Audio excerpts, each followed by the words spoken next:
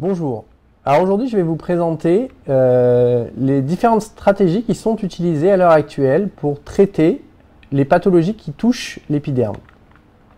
Tout d'abord, qu'est-ce que l'épiderme? L'épiderme est une structure qui se trouve sur la face supérieure de la peau. La peau est un des organes les plus importants du corps humain de par sa taille, puisqu'il mesure plus de 2 mètres carrés pour un poids allant jusqu'à 5 kg, mais également de par sa fonction, puisque sa fonction consiste à protéger l'organisme de l'ensemble des agressions extérieures. Comme je vous l'ai dit, l'épiderme se trouve sur la face supérieure de la peau, mais on trouve également deux autres structures, que sont l'hypoderme et le derme, qui servent de support à cet épiderme et qui sont principalement composées de cellules graisseuses ou de cellules responsables, impliquées dans la pilosité ou dans le maintien de la peau. À ce jour, on dénombre plus de 300 pathologies qui touchent l'épiderme et qui ont une origine génétique dont le gène a été identifié. On considère que près d'1 million d'Européens sont atteints par ces pathologies ou le seront au cours de leur vie. Il s'agit d'un véritable enjeu de santé publique et en plus de ces pathologies qui affectent l'épiderme, il y a près de 850 000 personnes chaque année en France qui souffrent de douleurs liées à des plaies ou à des ulcères et près de 150 000 personnes qui nécessitent des soins médicaux suite à des brûlures, en particulier dans le cadre des grands brûlés, la greffe de cellules, et c'est justement de cette greffe-là, de ce type de greffe de peau dont on va parler dans la suite de cette présentation. Il existe différents types de stratégies pour traiter ces maladies de la peau. La première est la greffe de peau autologue, qui consiste à récupérer une zone de peau chez le patient lui-même, de la mettre en culture en laboratoire, d'amplifier les cellules, de reconstituer un épiderme in vitro et ensuite de le regreffer chez le patient lui-même. C'est un processus qui est assez long, mais qui est actuellement utilisé en clinique et qui a démontré sa pertinence dans le traitement de nombreuses pathologies, en particulier pour les grands brûlés. Le problème pour les très grands brûlés, c'est que ces patients n'ont pas l'espérance de vie nécessaire pour la production de cet épiderme qui va mettre 3 à 4 semaines. Il existe donc un réel besoin de mettre en place des stratégies alternatives permettant de réaliser d'autres types de greffes. On peut par exemple utiliser comme pansement temporaire en attendant de ces greffes. En attente de ces greffes, il est possible de greffer des peaux de cadavres ou des peaux d'animaux tels que le porc qui présentent la capacité à être faiblement rejetés par les patients.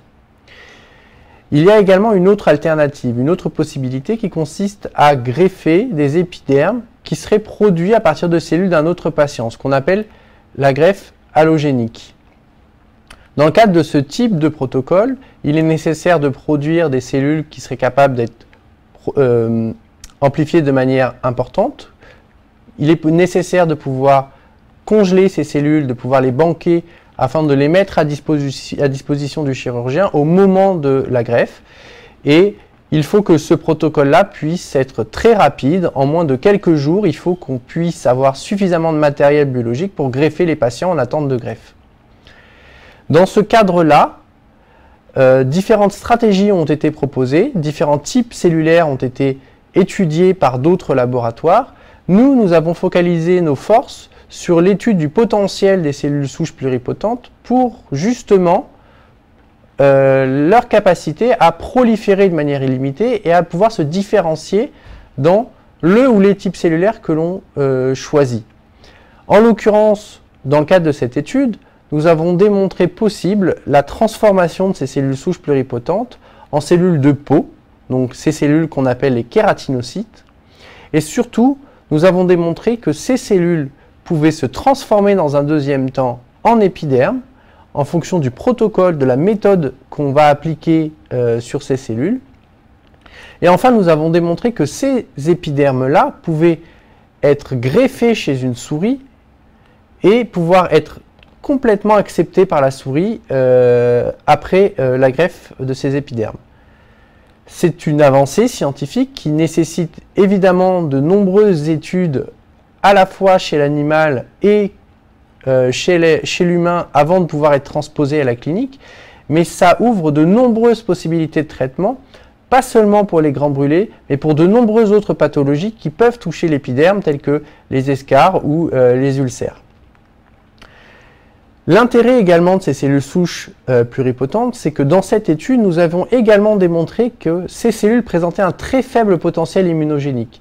C'est-à-dire que ces cellules ont la capacité, de par leur origine embryonnaire, à être protégées du système immunitaire de l'individu dans lequel on aura greffé ces cellules.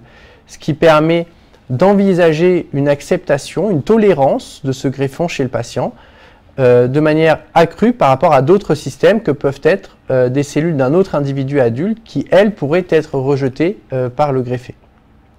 Notre institut travaille actuellement sur la transposition clinique de ce protocole et nous envisageons d'ici 1, 2 ou peut-être 3 ans de pouvoir greffer, soigner des patients avec cette méthode.